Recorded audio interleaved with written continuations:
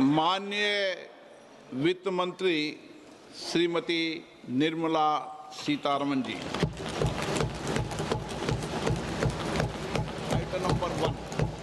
Item number one.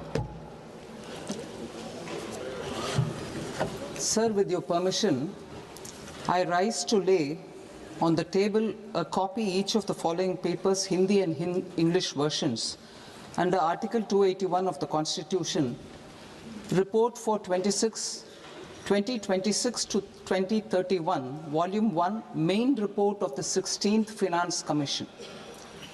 2. Report for 2026-2031, Volume 2, Annexures of the 16th Finance Commission. Number 3, explanatory memorandum as to the action taken on the recommendations contained in the above report. Item number 2, माननीय वित्त मंत्री Nirmala Sitharaman ji.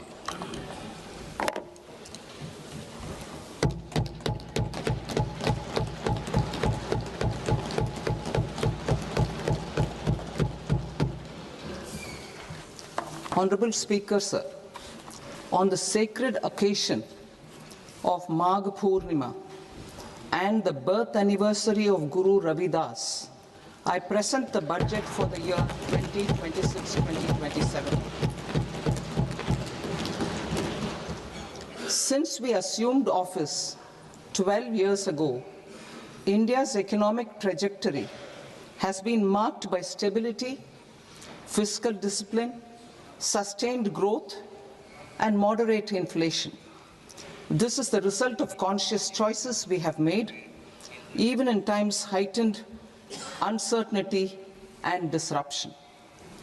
Our government, led by Honorable Prime Minister Modi, has decisively and consistently chosen action over ambivalence, reform over rhetoric, and people over populism. We have pursued far-reaching structural reforms, fiscal prudence and monetary stability, whilst maintaining a strong thrust on public investment. Keeping Atmanirbharta as a lodestar, we have built domestic manufacturing capacity, energy security, and reduced critical import dependencies. Simultaneously, we have ensured that citizens benefit from every action of the government, undertaking reforms to support employment generation, agricultural productivity, household purchasing power, and universal services to people.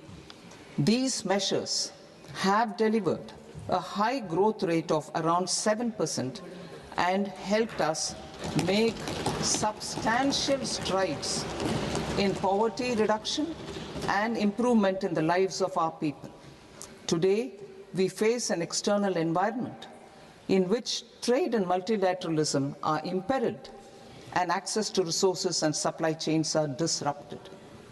New technologies are transforming production systems while sharply increasing demands on water, energy, and critical minerals. India will continue to take confident steps towards Vikasit Bharat, balancing ambition with inclusion. As a growing economy with expanding trade and capital needs, India must also remain deeply integrated with global markets, exporting more and attracting stable long-term investment. As I begin Part A, I want to express my gratitude to the people for standing firmly with us as we forge our way together towards becoming one of the largest economies of the world.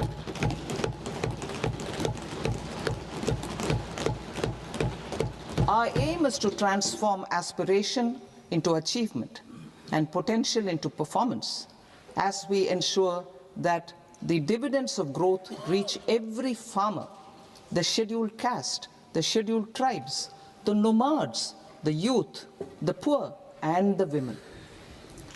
In Vikasit Bharat Young Leaders Dialogue 2026, several innovative ideas were shared with our Prime Minister, which have inspired many of the proposals making this a unique Yuva Shakti-driven budget. Our government's sankalp is to focus on our poor, underprivileged, and the disadvantaged. To deliver on this sankalp, and given that this is the first budget prepared in Kartavya Bhavan, we are inspired by three Kartavya. Our first Kartavya is to accelerate and sustain economic growth by enhancing productivity and competitiveness and building resilience to volatile global dynamics. Our second Kartavya is to fulfill aspirations of our people and build their capacity, making them strong partners in India's path to prosperity. Our third Kartavya, aligned with our vision of Sabka Saath, Sabka Vikas, is to ensure that every family, community, region, and sector has access to resources, amenities, and opportunities for meaningful participation. This threefold approach requires a supportive ecosystem. The first requirement is to sustain the momentum of structural reforms, continuous, adaptive, and forward-looking. Second, a robust and resilient financial sector is central to mobilizing savings, allocating capital efficiently, and managing risks. Third, cutting-edge technologies, including AI applications, can serve us as force multipliers for better governance. Reform Express.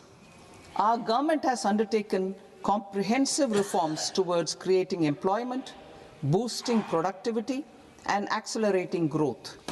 After the Prime Minister's announcement on Independence Day in 2025, over 350 reforms have been rolled out. This includes GST simplification, notification of labor codes, and rationalization of mandatory quality control orders. High-level committees have been formed, and in parallel, the central government is working with the state governments on deregulation and reducing compliance requirements. The Reform Express is well on its way and will maintain its momentum to help us fulfill our Kartavya. I now move to specific proposals. Under our first Kartavya, to accelerate and sustain economic growth, I propose interventions in 6 areas. 1. Scaling up manufacturing in 7 strategic and frontier sectors. 2. Rejuvenating legacy industrial sectors. 3. Creating champion MSMEs. 4. Delivering a powerful push for infrastructure. 5. Ensuring long-term security and stability. And 6. Developing city economic regions. Scaling up of manufacturing in 7 strategic and frontier sectors. Biopharma Shakti, meaning biopharma strategy for health advancement through knowledge, technology, and innovation. India's disease burden is observed to be shifting towards non-communicable diseases like diabetes, cancer, and autoimmune disorders. Biologic medicines are key to longevity and quality of life at affordable costs. To develop India as a global biopharma manufacturing hub,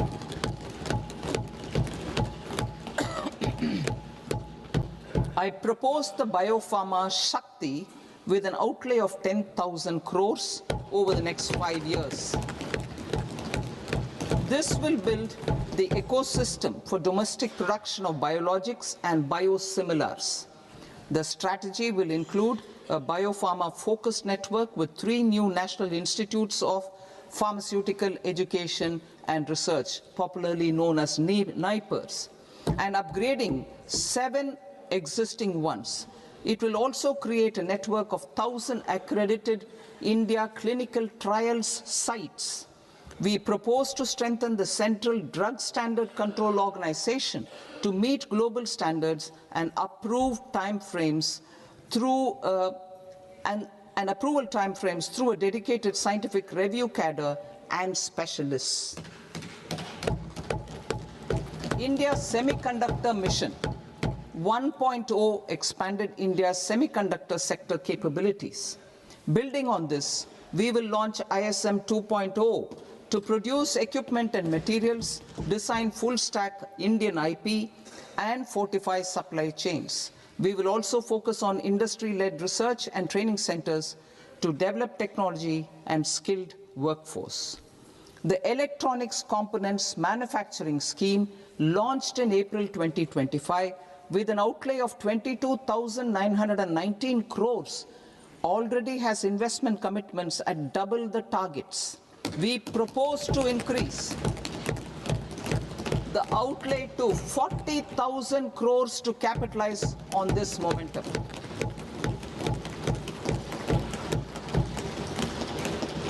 A scheme for rare earth permanent magnets was launched in 2025 November. We now propose to support the mineral-rich states of Odisha, Kerala, Andhra Pradesh, and Tamil Nadu to establish dedicated rare earth corridors to promote mining, processing, research, and manufacturing. To enhance domestic chemical production and reduction import dependency and reduce import dependency, we will launch a scheme to support states in establishing 3 dedicated chemical parks through challenge route on a cluster-based plug-and-play model. Strong capital goods.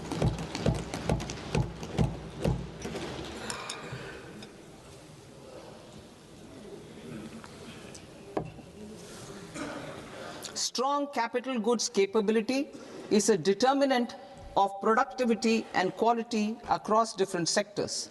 Towards building this capacity, I propose the following.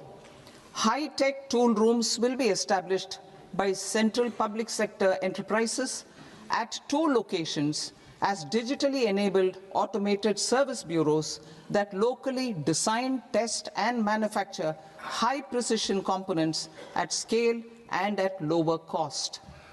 2. A scheme for enhancement of construction and infrastructure equipments will be introduced to strengthen domestic manufacturing of high value and technologically advanced CIE.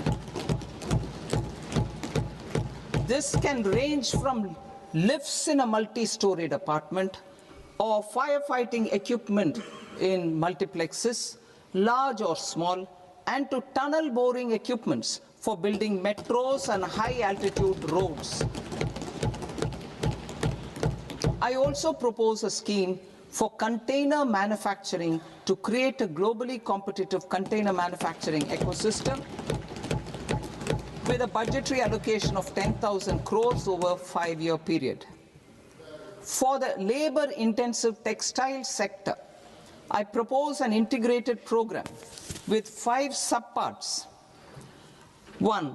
The National Fiber Scheme for self-reliance in natural fibers, such as silk, wool, and jute, man-made fibers, and new-age fibers.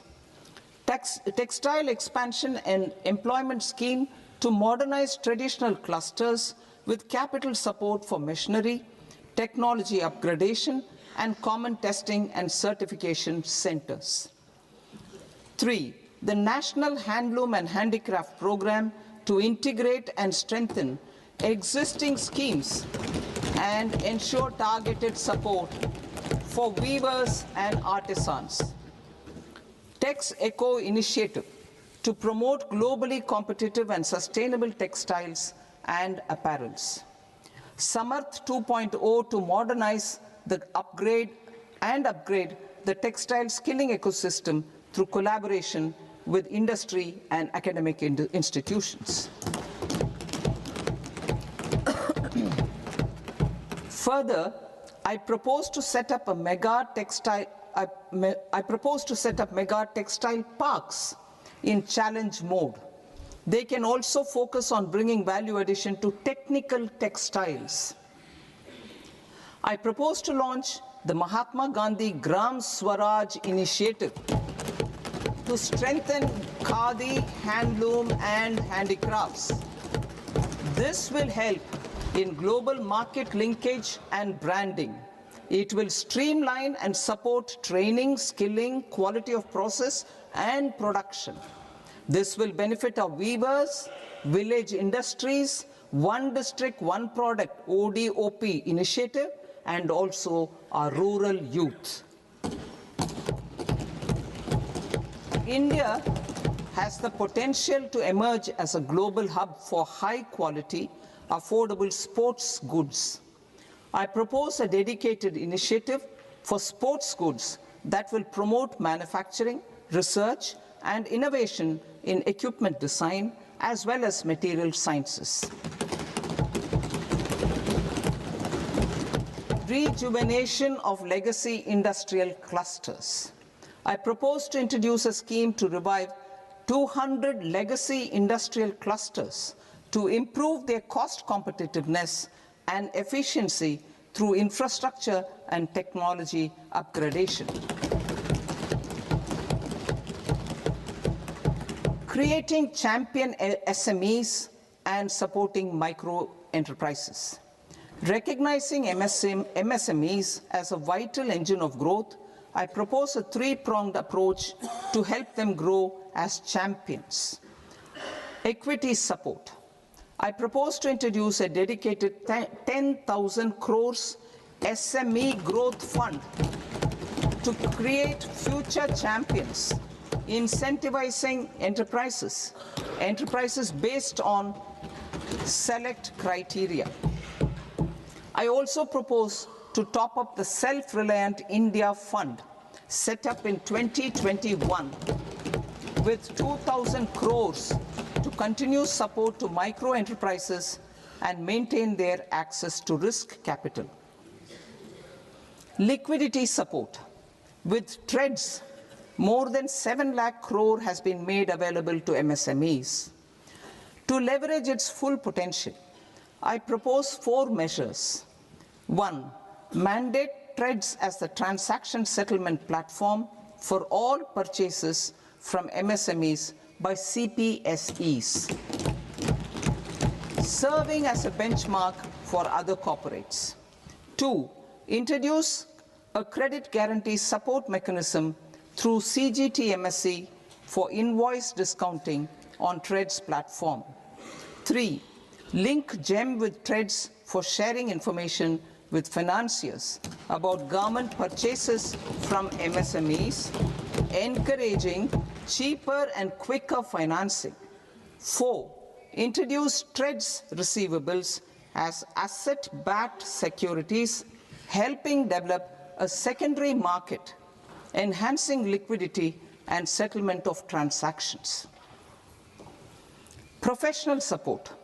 Government will facilitate professional institutions such as the ICAI, ICSI, ICMAI to design short-term modular courses and practical tools to develop a cadre of corporate mitras, especially in Tier 2 and Tier 3 towns. These accredited para-professionals will help MSMEs meet compliance requirements at affordable costs. Infrastructure. During this past decade, our government has undertaken several initiatives for large-scale enhancement of public infrastructure, including through new financing instruments such as Infrastructure Investment Trust (InvITs) and Real Estate Investment Trust (REITs), and institutions like NIIF and NABFID. We shall continue to focus on developing infrastructure in cities with over 5 lakh population, that is Tier 2, Tier 3 cities, which have expanded to become growth centers. Public capital expenditure has increased manifold from 2 lakh crore in 2014-15 to an allocation of 11.2 lakh crore in BE 25-26.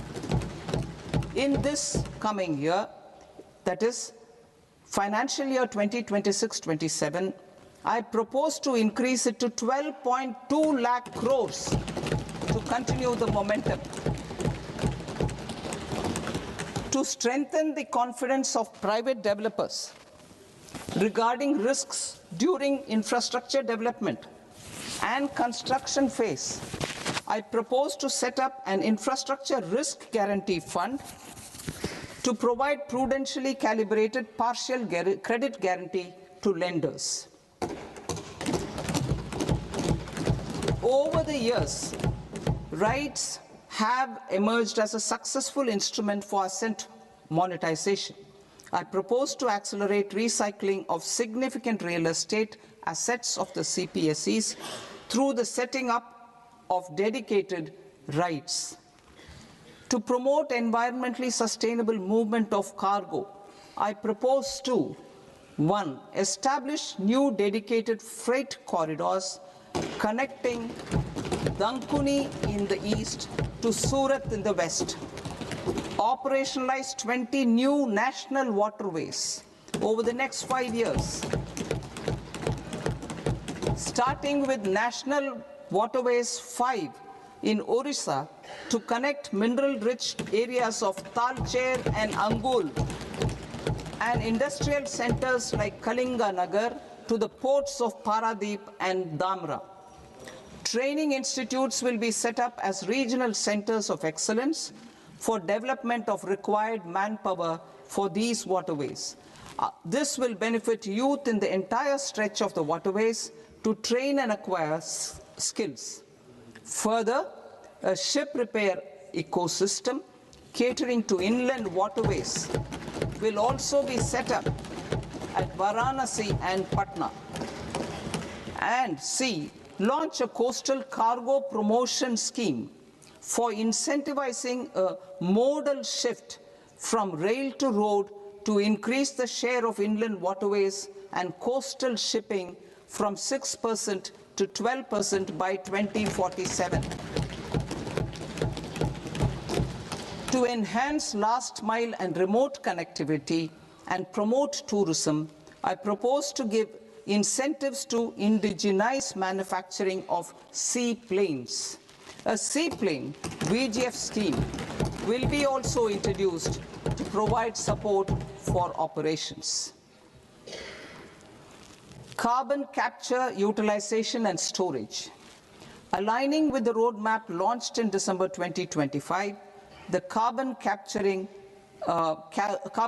utilization and storage technologies at scale will achieve higher readiness and in end-use application across 5 industrial sectors, including power, steel, cement, refineries, and chemicals. An outlay of 20,000 crore is proposed over the next 5 years for this purpose. City economic regions. Cities are India's engines of growth, innovation, and opportunities. We shall now focus on Tier 2, Tier 3 cities, and even temple towns, which need modern infrastructure and basic amenities.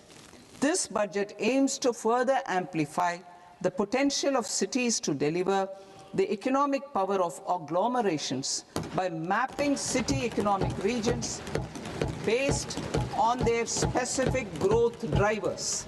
An allocation of 5,000 crore per CER over 5 years is proposed for implementing their plans through a challenge mode with a reform-cum-result-based financing mechanism. In order to promote environmentally sustainable passenger systems, we will develop 7 high-speed rail corridors between cities as growth connectors, namely Mumbai to Pune, Pune to Hyderabad, Hyderabad to Bengaluru, Hyderabad to Chennai, Chennai to Bengaluru, Delhi to Varanasi, Varanasi to Siliguri.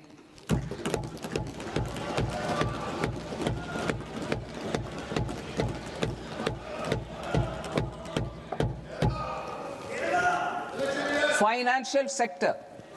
The Indian banking sector today is characterized by strong balance sheet, historic highs in profitability, improved asset quality, and coverage exceeding 98% of villages in the country. At this juncture, we are well placed to futuristically evaluate the measures needed to continue on the path of reform-led growth of this sector. I propose setting up a high-level committee on banking for Vikasit Bharat.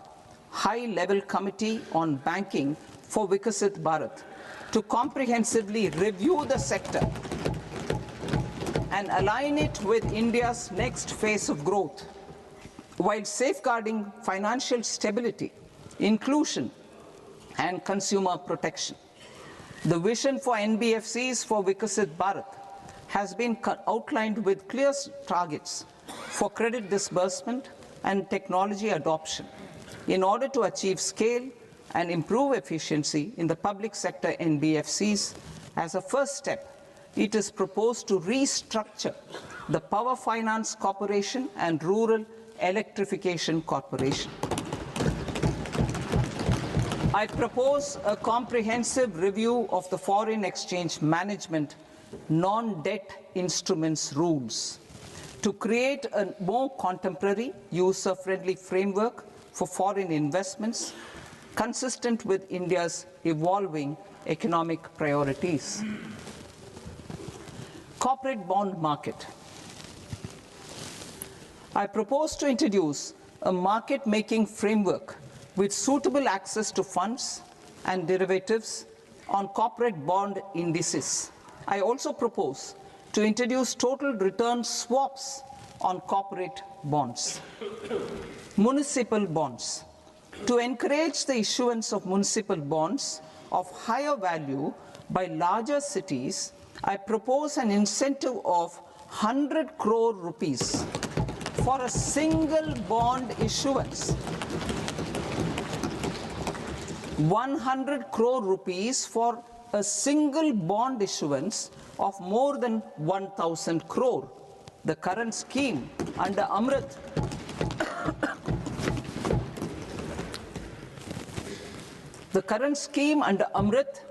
which incentivizes issuances up to 200 crores only, will also continue to support smaller and medium towns. That will also continue to support the smaller and medium towns. Ease of doing business.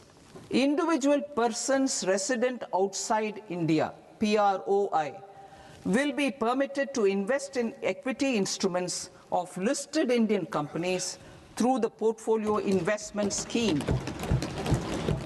It is also proposed to increase the investment limit for an individual PROI under the scheme from 5% to 10%, with an overall investment limit for all individual PROIs to 24% from the current 10%. Emerging technologies including AI. 21st century is technology-driven. Adoption of technology is for the benefit of all people. Farmers in the field, women in STEM, youth keen to upskill, and Divyangjan to access newer opportunities. The government has taken several steps to support new technologies through AI Mission, National Quantum Mission, Anusandhan National Research Fund, and Research and Development and Innovation Fund. Our second kartavya is to fulfill aspirations and build capacities. Close to 25 crore individuals have come out of multi-dimensional poverty through a decade of our government's sustained and reform-oriented efforts.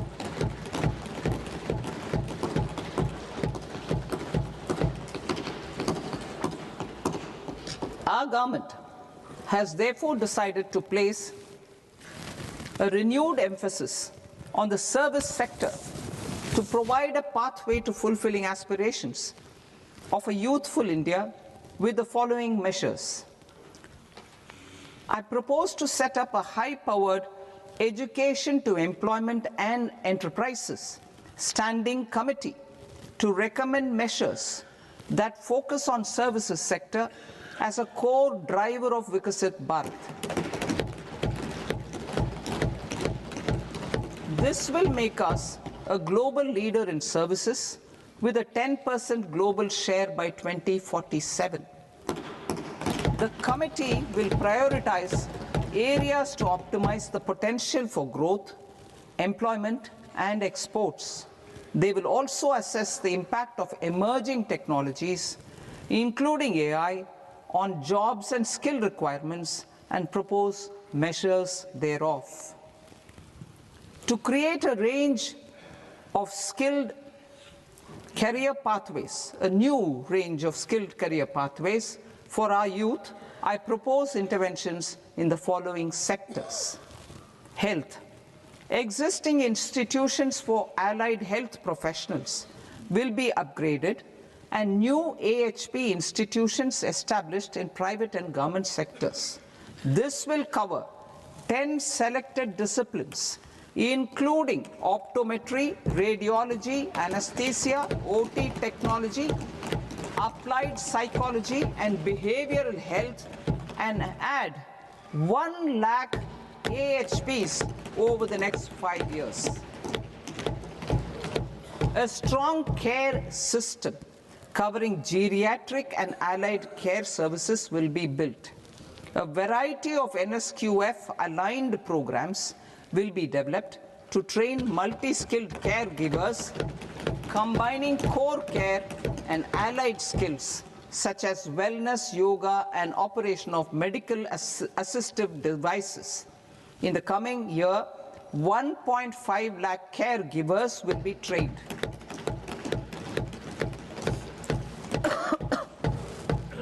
Hubs for medical value tourism. To promote India as a hub for medical tourism services, I propose to launch a scheme to support states in establishing 5 regional medical hubs in partnership with the private sector. These hubs will serve as integrated healthcare complexes that combine medical, educational, and research facilities. They will have Ayush centers, medical value tourism facilitation centers, and infrastructure for diagnostics, post-care, and rehabilitation. These hubs will provide diverse opportunities, job opportunities for health professionals, including doctors and AHPs. Ancient Indian yoga, already respected in several parts of the world, was given a mass global recognition when Honorable Prime Minister took it to the UN. Post-COVID, Ayurveda gained a similar global acceptance and recognition. Exporting quality Ayurveda products helps farmers who grow the herbs and youth who process the products. To meet growing global demand, a few more steps are being taken. I propose to 1. Set up 3 new All India Institutes of Ayurveda. 2. Upgrade Ayush pharmacies and drug testing labs for higher standards of certification ecosystem and make available more skilled personnel. 3. Upgrade the WHO Global Traditional Medicine Center in Jamnagar to bolster evidence-based research, training, and awareness for traditional medicine. Animal husbandry. Livestock contributes to close to 16% of farm income, including of poor and marginal households. To scale up availability of veterinary professionals by more than 20,000, I propose to roll out a loan-linked capital subsidy support scheme for establishment of veterinary and para-veterinary colleges, veterinary hospitals, diagnostic laboratories, and breeding facilities in private sector. Collaboration between Indian and foreign institutions will also be facilitated. Orange economy. India's animation, visual effects, gaming and comics sector, AVGC sector, is a growing industry projected to require 2 million professionals by 2030. I propose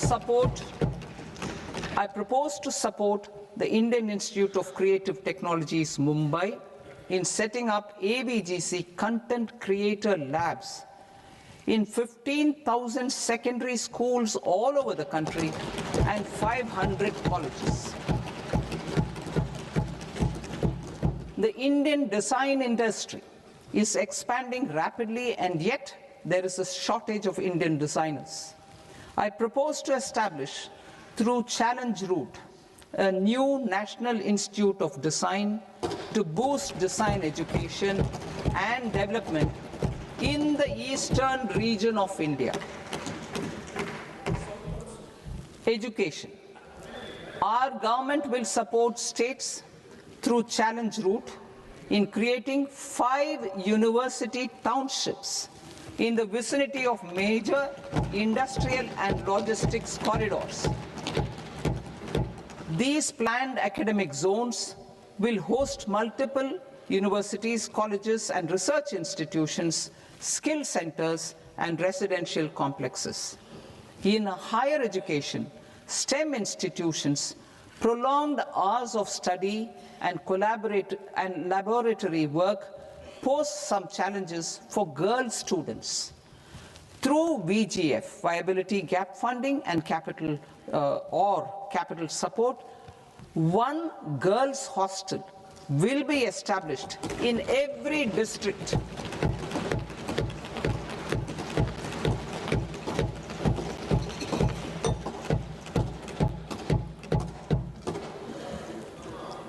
To promote astrophysics and astronomy via immersive experiences. 4 telescope infrastructure facilities will be set up or upgraded. The National Large Solar Telescope, the National Large Optical Infrared Telescope, the Himalayan Chandra Telescope, and the Cosmos 2 Planetarium. Tourism. The tourism sector has the potential to play a large role in the employment generation, forex earnings, and expanding the local economy. I propose to set up a National Institute of Hospitality by upgrading the existing National Council for Hotel Management and Catering Technology. It will function as a bridge between academia, industry, and government. I also propose a pilot scheme for upskilling 10,000 guides in 20 iconic tourist sites through a standardized, high-quality, 12-week training course in hybrid mode in collaboration with the Indian Institute of Management. A national destination digital knowledge grid will be established to digitally document all places of significance, cultural, spiritual, and heritage.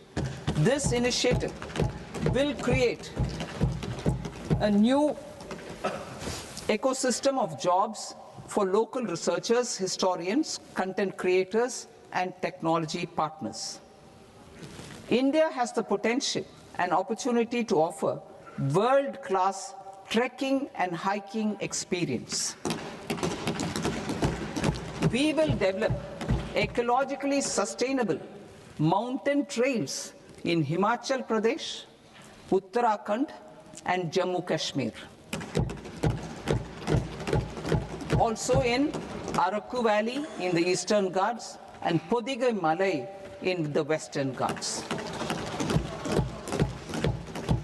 Turtle trails along key nesting sites in the coastal areas of Odisha, Karnataka, and Kerala. And 3 bird watching trails along the Pulikat Lake in Andhra Pradesh, Tamil Nadu.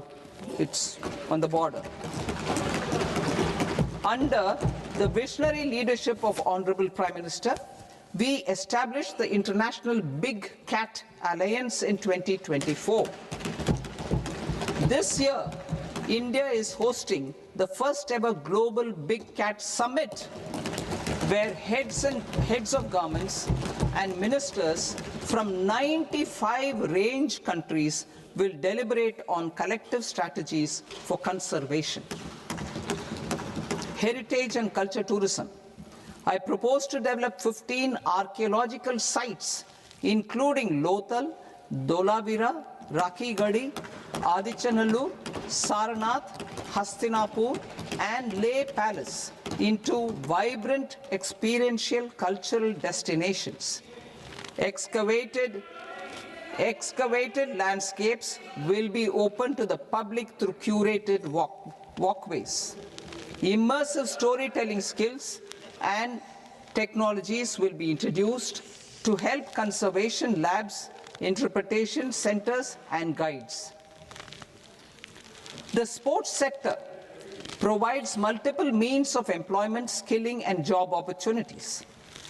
Taking forward the systematic nurturing of sports talent, which is set in motion through the Khelo India program earlier, I propose to launch a Khelo India mission to transform the sports sector over the next decade. The mission will facilitate an integrated talent development pathway supported by training centers, which are foundational, intermediate, and elite levels. B, systematic development of coaches and support staff. C, integration of sports science and technology. D, competitions and leagues to promote sports culture and provide platforms. And E, development of sports infrastructure for training and competition.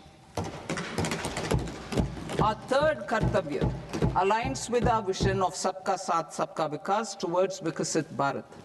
This requires targeted efforts for 1, increasing farmer incomes through productivity enhancement and entrepreneurship, with special attention to small and marginal farmers. B, empowering Divyangjan through access to livelihood opportunities, training, and high-quality assistive devices.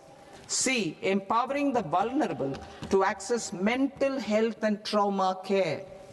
D, focus on the Purvodaya states and the Northeast region to accelerate development and employment opportunities. Fisheries.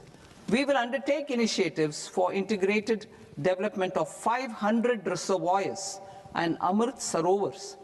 2, strengthen the fisheries value chain in coastal areas and enable market linkages involving startups and women-led groups together with fish farmer producer organizations.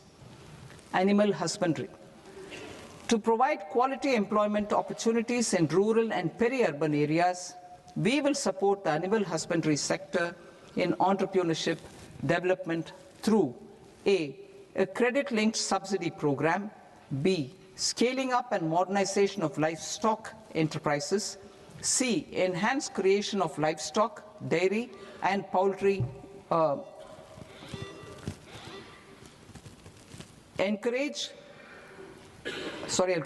enhanced creation of livestock, dairy, and poultry-focused integrated value chains, and D, encourage creation of livestock farmer-producer organizations.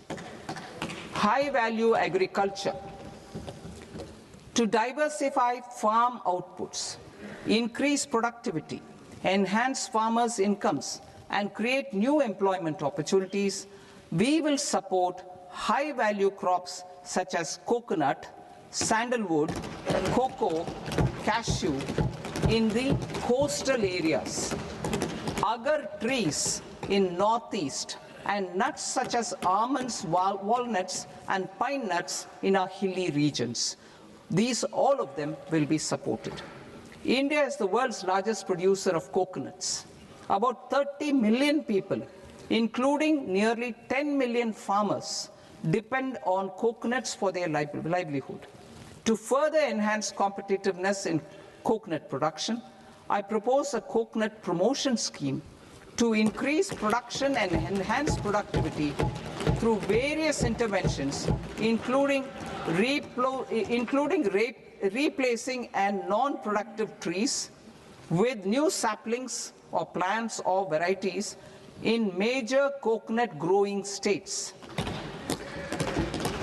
A dedicated program is proposed for Indian cashew and cocoa to make India self-reliant in raw cashew and coconut production and processing, enhance export competitiveness, and transform Indian cashew and Indian cocoa into premium global brands by 2030. Sandalwood. Sandalwood is closely linked to India's social and cultural heritage. Our government will partner with state governments to promote focused cultivation and post-harvest processing to restore the glory of the Indian sandalwood ecosystem, to rejuvenate old, low-yielding orchards, and expand high-density cultivation of walnuts, almonds, and pine nuts. We will support a dedicated program to enhance farmer incomes and in bringing value addition by engaging youth. Bharat Vistar, that is virtually integrated system to access agricultural resources.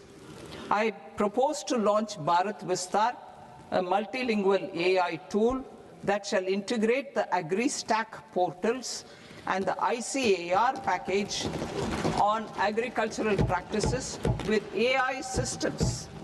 This will enhance farm productivity, enable better decisions for farmers, and reduce risk by providing customized advisory support. She Marts for rural women-led enterprises. Building on the success of Lakpati Didi program, I propose to help women take the next step from credit-linked livelihoods to being owners of enterprises. Self-help entrepreneur, She Marts will be set up as community-owned retail outlets within the cluster-level federations through enhanced and innovative financing instruments. Empowering Divyangjan. Divyangjan Kaushal Yojana. Information technology, AVGC sectors, hospitality and food and beverages sectors often offer task-oriented and process-driven roles which are suitable for Divyangjan. We will ensure dignified livelihood opportunities through industry-relevant and customized training specific to each Divyangjan group. Divyang Sahara Yojana. Timely access to high-quality assistive devices for all eligible Divyangjan is a fundamental need. I propose to 1. Support the Artificial Limbs Manufacturing Corporation of India, ALIMCO, to set up and to scale up production of assistive devices, invest in R&D and AI integration, strengthen PM Divyasha Kendras, and support setting up of assistive technology marts as modern retail style centers where Divyangjan and senior citizens can see, try, and purchase assistive products. Reaffirming our commitment to mental health and trauma care. There are no national institutes for mental health care in North India. We will therefore set up a NIMHANS 2 and also upgrade national mental health institutes in Ranchi and in Tezpur as regional apex institutions. Emergencies expose families, particularly the poor and vulnerable, to unexpected expenditure. We will strengthen and increase these capacities by 50% in district hospitals by establishing emergency and trauma care centers. Focus on Purvodaya states and northeastern regions. Purvodaya, I propose the development of an integrated East Coast industrial corridor with a well-connected node at Durgapur, creation of 5 tourism destinations in 5 Purvodaya states, and the provision of 4,000 e-buses. Buddhist sites in northeastern region.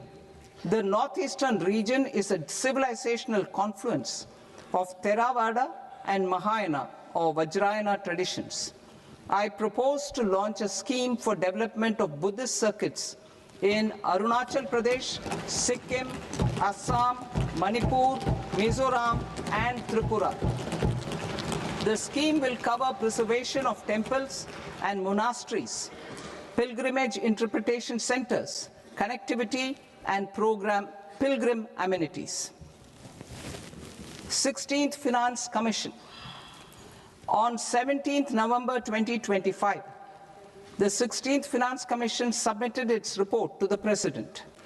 As mandated under Article 281 of the Constitution, the government is to lay the report along with the explanatory memorandum on the action taken report on the recommendations of the Commission in Parliament, which, Sir, Honourable Speaker, you've allowed me to do at the commencement of this session. The government has accepted the recommendation of the Commission to retain the vertical share of devolution at 41%. As recommended by the Commission, I have provided 1.4 lakh crores of rupees to the states for the year 2026-2027 as Finance Commission grants. These include rural and urban local body and disaster management grants. Fiscal consolidation. Government has been delivering on our fiscal commitments consistently without compromising on social needs. To strive towards accepted standards of fiscal management in Budget 25-26, I had indicated that the central government would target reaching a debt to GDP ratio of 50 plus or minus 1% by 2030-31. In line with this, the debt to GDP ratio is estimated to be 55.6% of GDP in BE 26-27, compared to 56.1% of GDP in RE 25-26. A declining debt to GDP ratio will gradually free up resources for priority sector lending and expenditure by reducing the outgo on interest payments. One of the main operational instruments for debt targeting is the fiscal deficit. I am happy to inform this august House that I fulfilled my commitment made in 2021-2022 to reduce fiscal deficit below 4.5% of GDP by 25-26. In RE 25-26, the fiscal deficit has been estimated at par with BE of 2025-26 at 4.4% of GDP. In line with the new fiscal prudence path of debt consolidation, the fiscal deficit in BE 26-27 is estimated to be 4.3% of the GDP.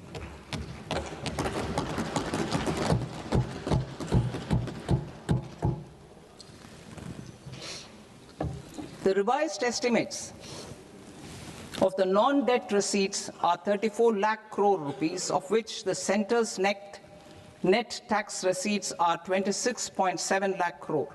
The revised estimate of the total expenditure is 49.6 lakh crore rupees, of which the capital expenditure is about 11 lakh crores. Budget estimates 2026 to 2027. Coming to 26-27, the non-debt receipts and the total expenditure are estimated as 36.5 lakh crore and 53.5 lakh crore respectively. The centre's net tax receipts are estimated at 28.7 lakh crore rupees.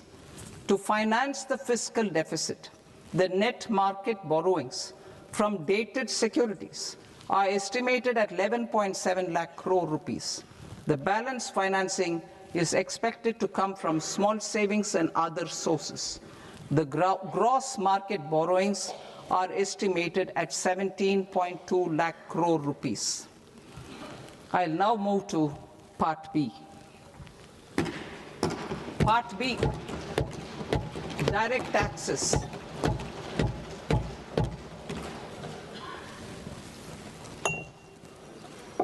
Honorable Speaker, sir, I now present my proposals on direct taxes. New Income Tax Act. In July 2024, I announced a comprehensive review of the Income Tax Act 1961. This was completed in a record time, and the Income Tax Act 2025 will come into effect from 1st April 2026.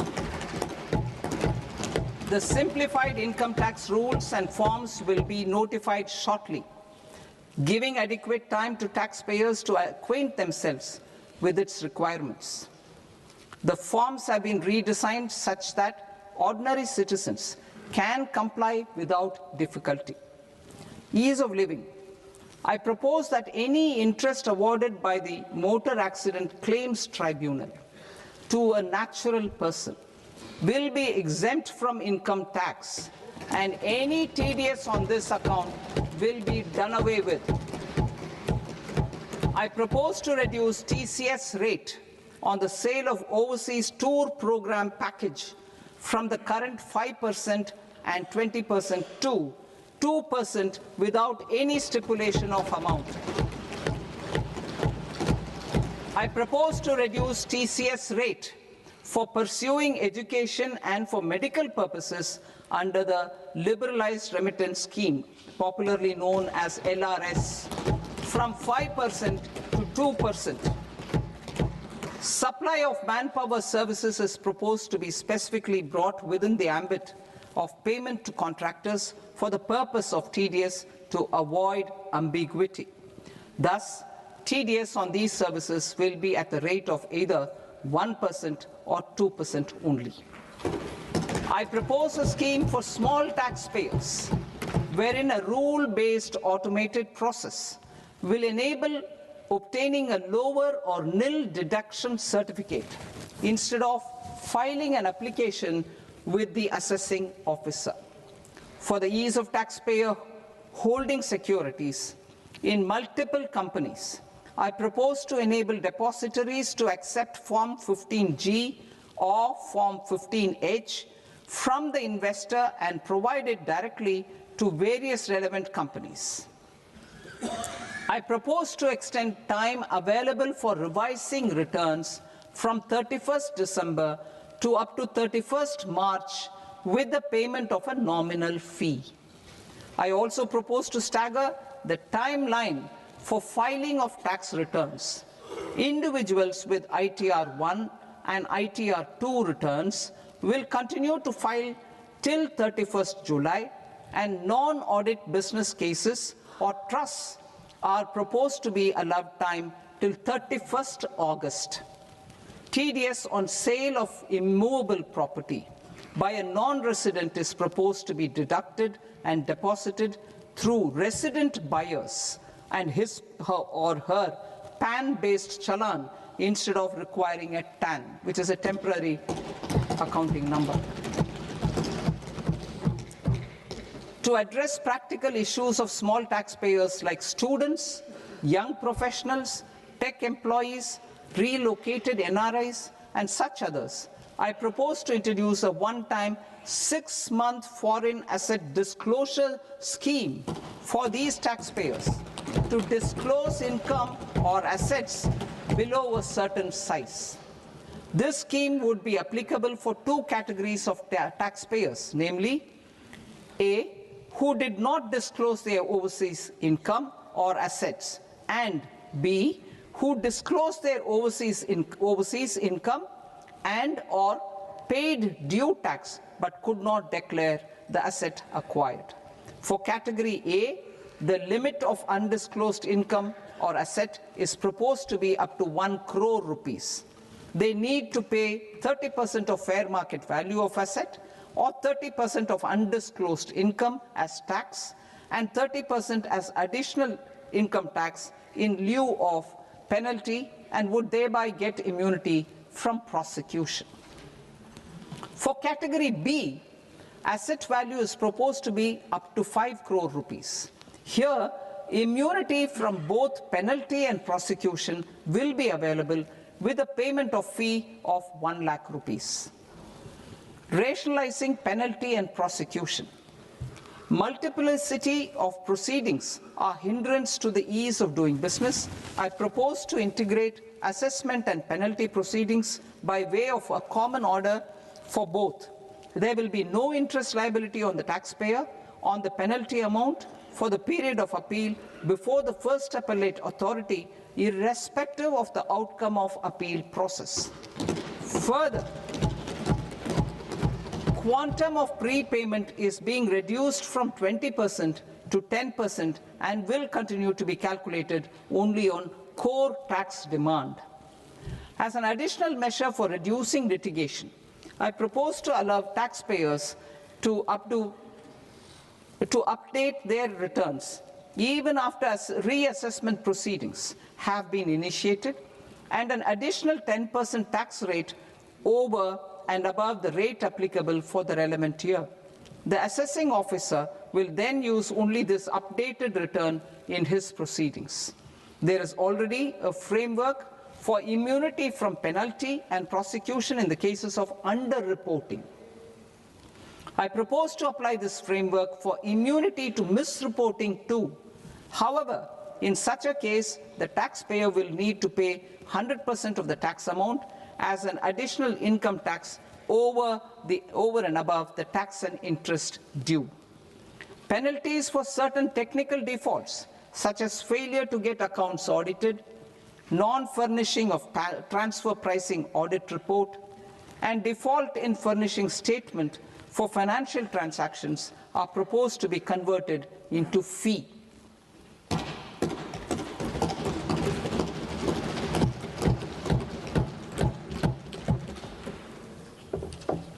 I propose to rationalize prosecution framework under Income Tax Act while maintaining a careful balance for deterrence in some serious offence. Non-production of books of account and documents and requirement of TDS payment where payment is made in kind are being decriminalized. Further, minor offences will attract fine only. The remaining prosecutions will be graded commensurate with the quantum of offence. They will entail only simple imprisonment with maximum imprisonment reduced to 2 years and power to courts to convert even those into fines. There is no penalty.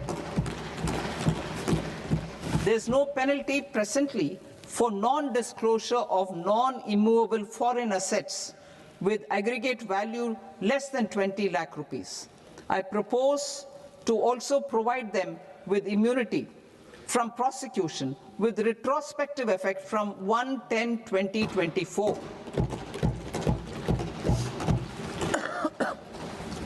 Cooperatives.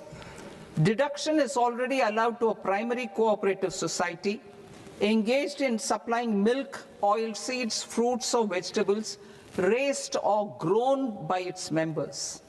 I propose to extend this deduction to also include supply of cattle feed and cotton seed produced by its members. I propose to allow inter-cooperative society dividend income as deduction under the new tax regime to the extent it is further distributed to its members. I further propose to allow exemption for a period of 3 years to dividend income received by a notified national cooperative federation on their investments made in companies up to 31/1/2026. This exemption would be allowed only for dividends further distributed to its member cooperatives. Supporting IT sector as India's growth engine. India is a global leader in software development services, IT-enabled services, knowledge process outsourcing services, and contract R&D services relating to software development. These businesses and their segments are quite interconnected with each other. All these services are proposed to be clubbed under a single category of information technology services with a common safe harbor margin of 15.5% applicable to all. The threshold for availing safe harbor for IT services is being enhanced substantially from 300 crore rupees to 2,000 crore rupees. Safe harbor for IT services shall be approved by an automated rule-driven process without any need for tax officer to examine and accept the application. Once applied by an IT services company, the same safe harbor can be continued for a period of 5 years at a stretch at its choice.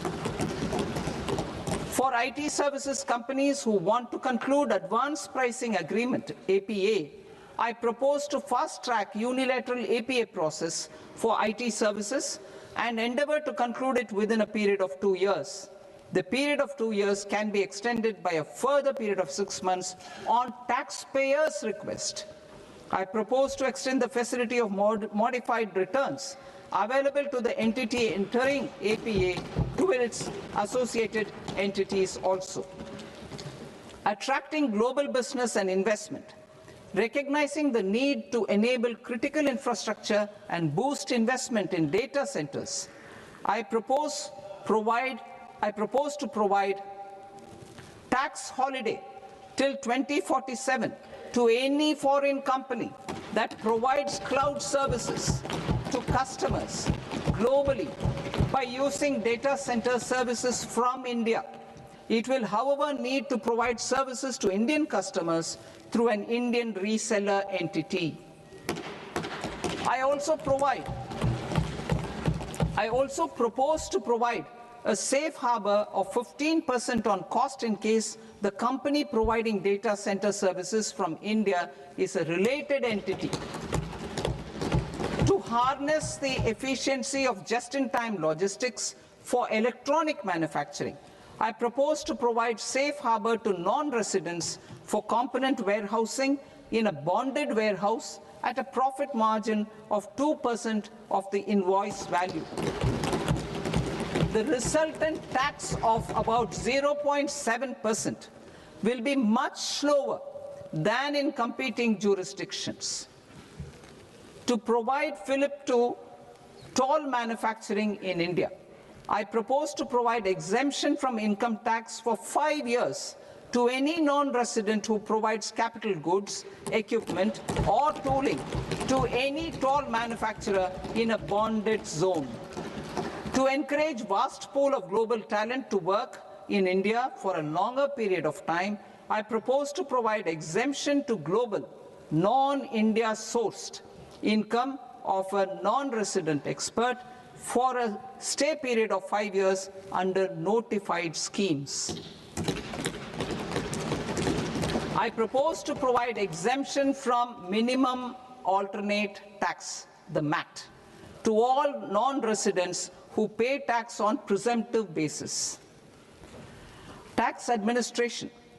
I propose to constitute a joint committee of Ministry of Corporate Affairs and Central Board of Direct Taxes for incorporating the requirements of income computation and disclosure standards, the ICDS, in the Indian Accounting Standards, IND AS itself.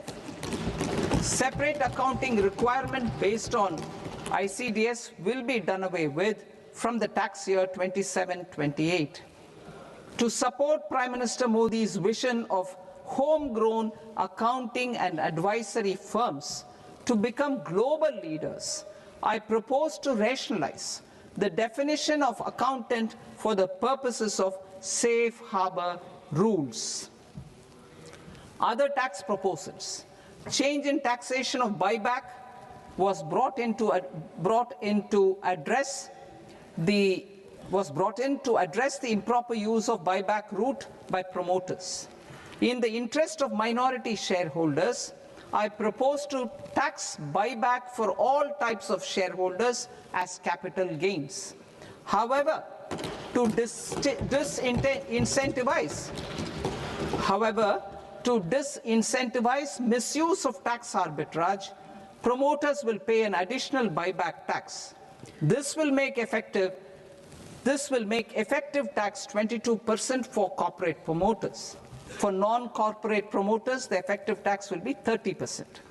TCS rate for sellers of specific goods, namely alcoholic liquor, scrap, and minerals, will be rationalized to 2%, and that on tendu leaves will be reduced from 5% to 2%. I propose to raise the STT on futures to 0.05% from the present 0.02%. STT on options premium and exercise of options are both proposed to be raised to 0.15% from the present rate of 0.1% and 0.125% respectively. We reformed the taxation landscape for corporates in 2019 by providing them a simplified regime with lower tax rate so that they could productively focus on business rather than on claim of deductions and exemptions.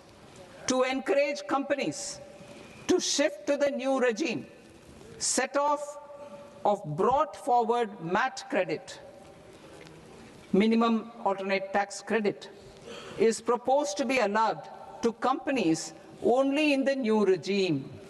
Set off using available MAT credit is proposed to be allowed to an extent of 1/4 of the tax liability in the new regime. MAT is proposed to be made final tax, so there will be no further credit accumulation from 1st April 2026.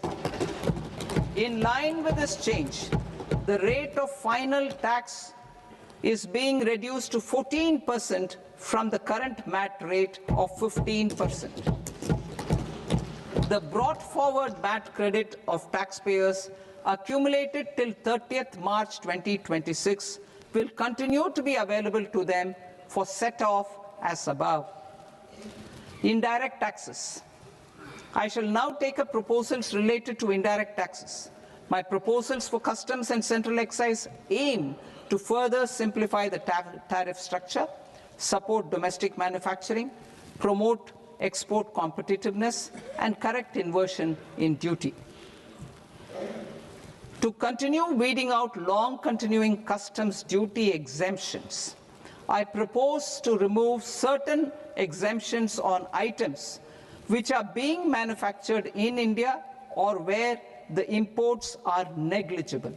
Similarly, to further simplify the process of ascertaining the rate of duty applicable on a particular item, I propose to incorporate certain effective rates in various customs notifications to the tariff schedule itself. I shall now take up sector-specific proposals. Promotion of exports of marine, leather, and textile products.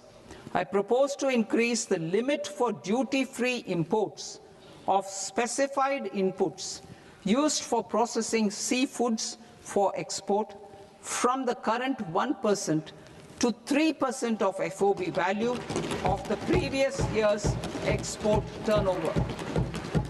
I also propose to allow duty-free imports of specified inputs, which is currently available for exports of leather or synthetic footwear, to exports of shoe uppers as well. I propose to extend the time period for export of final product from the existing 6 months to 1 year for exporters of leather or textile garments, leather or synthetic footwear, and other leather products. Energy transition and security. I propose to extend the basic customs duty exemption given to capital goods used for manufacturing lithium-ion cells for batteries to those used for manufacturing lithium-ion cells for battery energy storage systems also. I propose to exempt basic customs duty on import of sodium antimonate for use in manufacture of solar glass. Nuclear power. I propose to extend the existing basic customs duty exemption on imports of goods required for nuclear power projects till the year 2035 and expand it for all nuclear plants irrespective of their capacity. Critical minerals. It is proposed to provide basic customs duty exemption to the import of capital goods required for the processing of critical minerals in India. Biogas blended CNG. I propose to exclude the entire value of biogas while calculating the central excise duty payable on biogas blended CNG. Civil and defense aviation. I propose to exempt basic customs duty on components and parts required for the manufacture of civilian training and other aircrafts. It is proposed to exempt basic customs duty on raw materials imported for the manufacture of parts of aircraft to be used in maintenance, repair, or overall requirements by units in the defense sector. Electronics. To deepen value addition in the consumer electronics sector, I propose to exempt basic customs duty on specified parts used in the manufacture of microwave ovens. Special economic zone. To address the concerns arising about utilization of capacity by manufacturing units in the special economic zones due to global trade disruptions, I propose as a special one-time measure to facilitate sales by eligible manufacturing units in SEZs to the domestic tariff area at concessional rates of duty. The quantity of such sales will be limited to a prescribed proportion of their exports.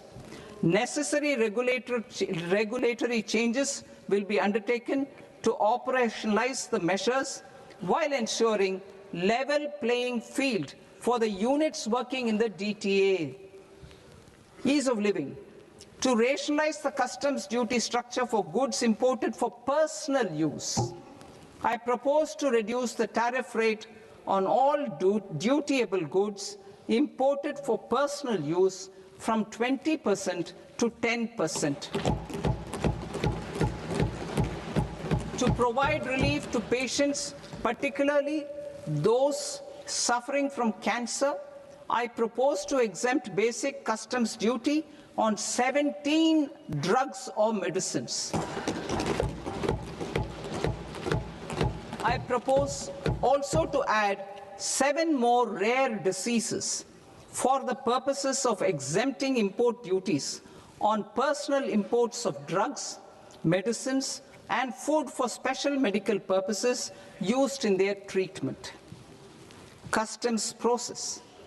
India's role and share in the global trade is poised for a major leap in line with our ambition and journey towards Vikasit Bharat.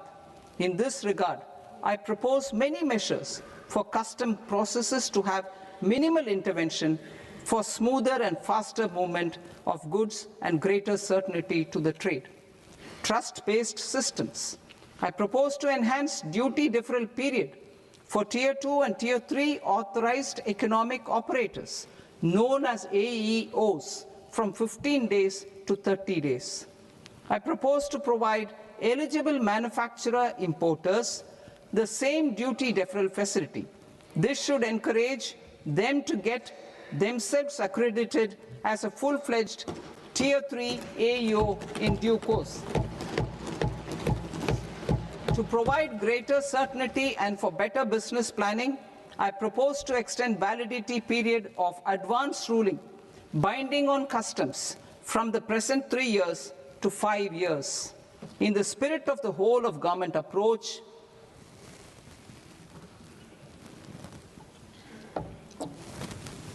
Government agencies will be encouraged to leverage AEO accreditation for preferential treatment in clearing their cargo. Regular importers with trusted long-standing supply chains will be recognized in the risk system so that the need for verification of their cargo every time can be minimized. Export cargo using electronic sealing. Export cargo using electronic sealing will be provided through clearance from the factory premises to the ship. For import of goods not needing any compliance, filing of bill of entry by a trusted importer and arrival of goods will automatically notify customs for completing their clearance formalities. This will enable goods to be released immediately on arrival. The customs warehouse framework will be transformed into a warehouse operator-centric system with a self-declarations, electronic tracking, and risk-based audit. These reforms will move away from the current system of officer-dependent approvals and reduce transaction delays and compliance costs.